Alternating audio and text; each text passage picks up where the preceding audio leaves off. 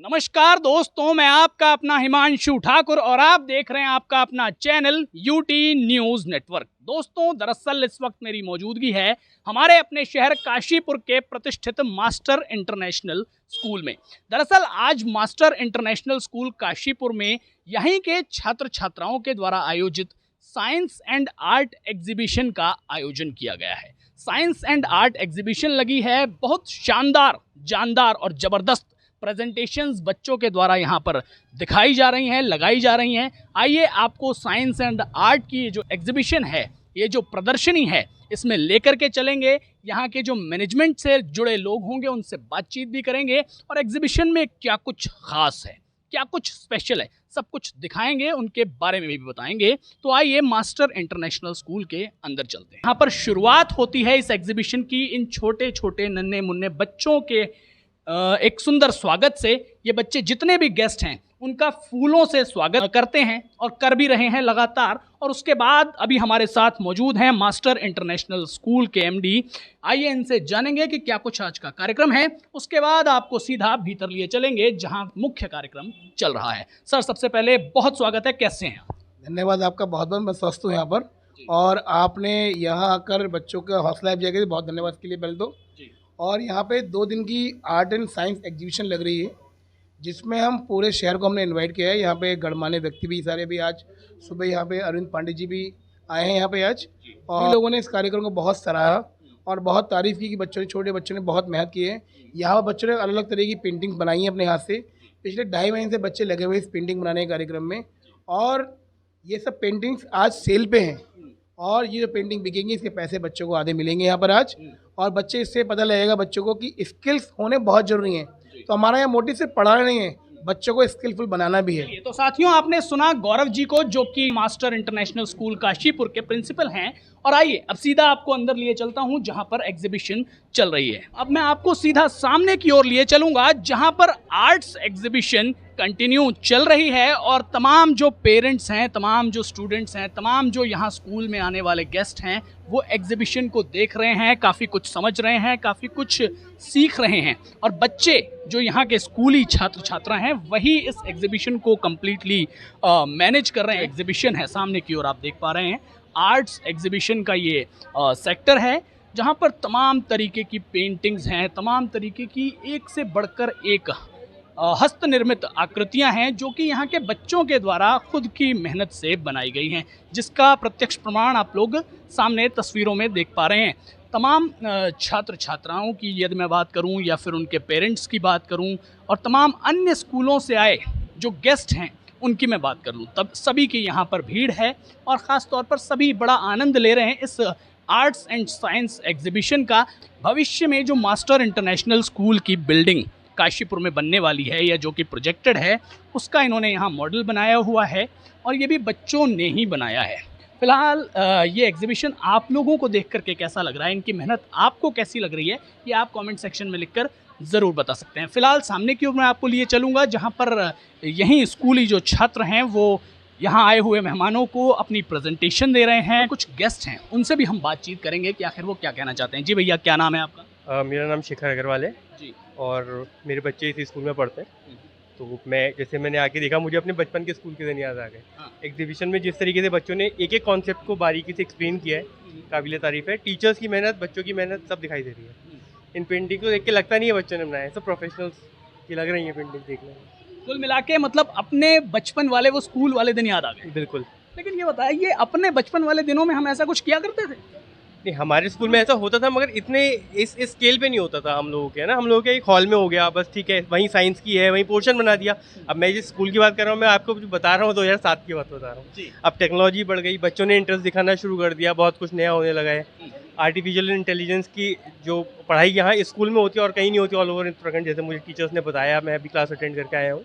अच्छा है, नाइस। जी सर, बच्चों की मेहनत, मास्टर इंटरनेशनल स्कूल के पूरे मैनेजमेंट की मेहनत, आर्ट्स एंड साइंस एग्जीबिशन पूरा देख चुके हैं, कैसा लगा, क्या कहना चाहेंगे? बच्चों का सराहनीय है, स्कूल की मेहनत, पेरेंट्स की मेहनत, पेरेंट्स की भी मेहनत है, स्टाफ की तो है ही है, स्कूल पे पेरेंट्स की भी है, क्योंकि पैसा पेरेंट्स ने खर्च किया है, दिमाग टीचर्स का है।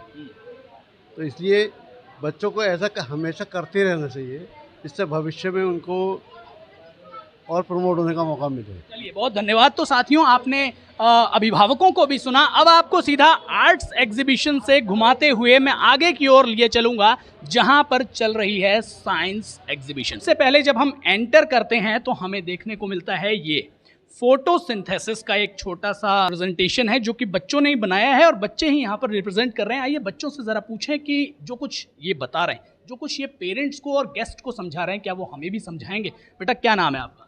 सर पारस। आप क्या रिप्रेजेंट कर रहे हैं आप? सर हम फोटोसिंथेसिस को रिप्रेजेंट कर रहे हैं और ये हमारे पार्टनर्स हैं।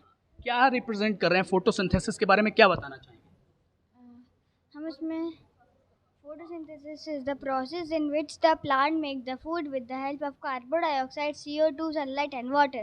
And the carbon dioxide is absorbed by the stomata. Stomata is a tiny pores which is present on the surface of the leaves, and the sunlight is absorbed by the chlorophyll, a green pigment that is present on the surface of the leaves, and the water is absorbed by the roots in the soil. चलिए, तो साथियों, आपने बच्चों को सुना। अभी और भी बहुत सारी एक से बढ़कर एक प्रेजेंटेशंस हैं।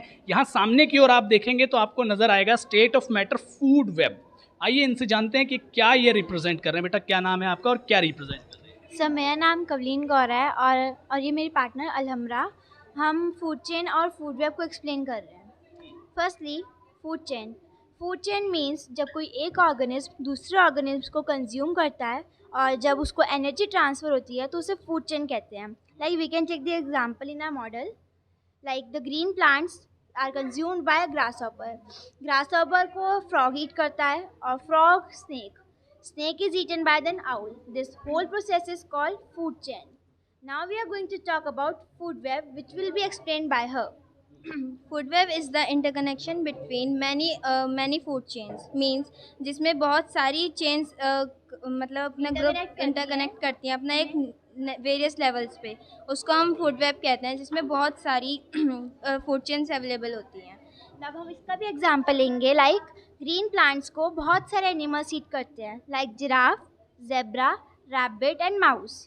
अब जब ये सारे इसको कंज्यूम करेंगे तो इनमें 10% एनर्जी ट्रांसफ़र होगी।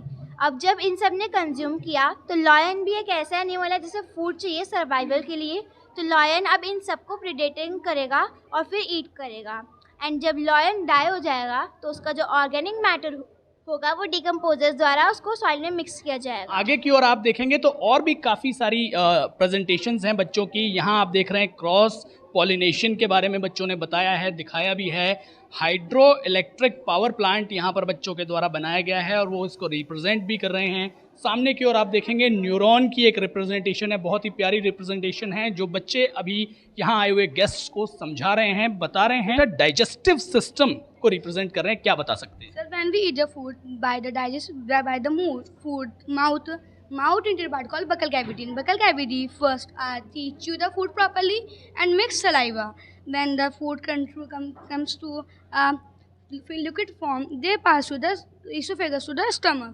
ब्रीदिंग प्रोसेस के बारे में बच्चों ने बताया है। ये भी बड़ी एक इन्फॉर्मेटिव इनकी रिप्रेजेंटेशन हम कह सकते हैं। उसके आगे हम बढ़ेंगे तो आपको फोकस करके दिखा दूं, ड्रिप इरिगेशन के बारे में बच्चों ने रिप्रेजेंटेशन दी है अपनी।